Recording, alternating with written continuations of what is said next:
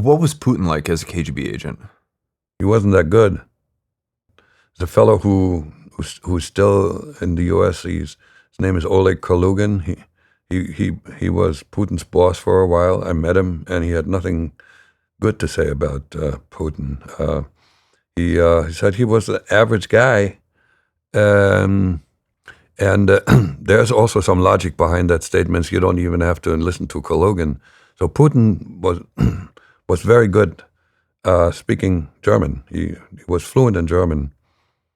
So, and they deployed him into East Germany as a liaison and maybe as a courier, not to Austria or Switzerland or even Berlin, at least, where the action was.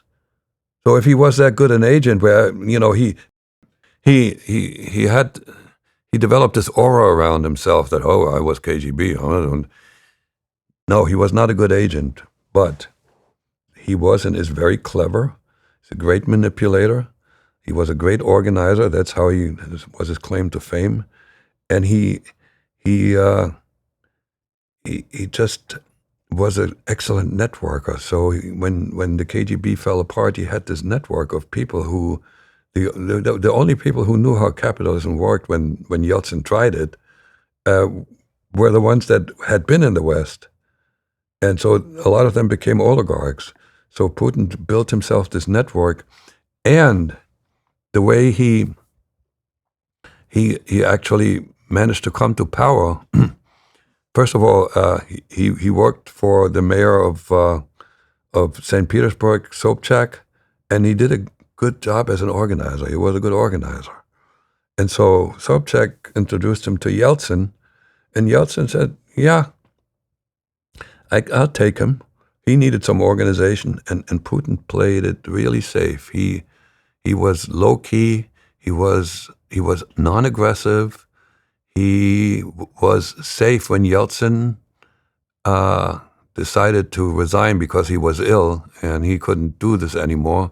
He appointed Putin as his successor because Putin, he figured, wouldn't investigate him and put him in jail because he had dirty hands, Yeltsin. So, and then when Putin then finally was in power, he showed what he was all about. You know, any oligarch that wasn't cooperating with him would wind up in jail or had to flee the country. So, and then he surrounded himself with flunkies, and he managed and still managing them in Machiavellian style, keep them guessing, set people against one another, so that there couldn't be a conspiracy. You could never trust your peers, because if everybody conspires but one people betrays, the others are all dead. So and when people say, oh well, you know, sometime the Russian people will rebel, or there will be a conspiracy and they will be assassinated, I don't think so. That would have to be a lone wolf assassin, and who would be dead as soon as he pulls that trigger. Didn't Kalugin, when you were talking to him, like hint something to you as well about? I think that he hinted that he knew something about Putin that might be his undoing, and it was related to his sensitivity about something. Is that right? He did not share that with me. No, he just really had no use for him. And you know, they had an ongoing feud while still in the KGB, and Kalugin he was the enemy of Kirpichenko, who was the head of the KGB for a while.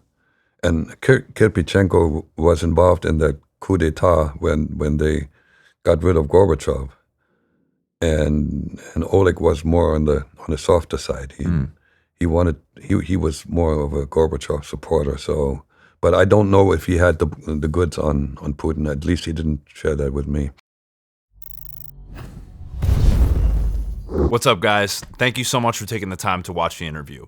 If you got anything out of this video at all, please like the video, leave me a comment, tell me what you thought of the video, tell me who you'd like to see on the show. I really appreciate the support. It goes a long way on these platforms, as you guys know. Most importantly, I have some excellent interviews coming up in the future that I'm really, really excited about. So please subscribe to the channel so you don't miss any of them. But that's it. Thank you for your support. I really appreciate it, and hope to see you again soon.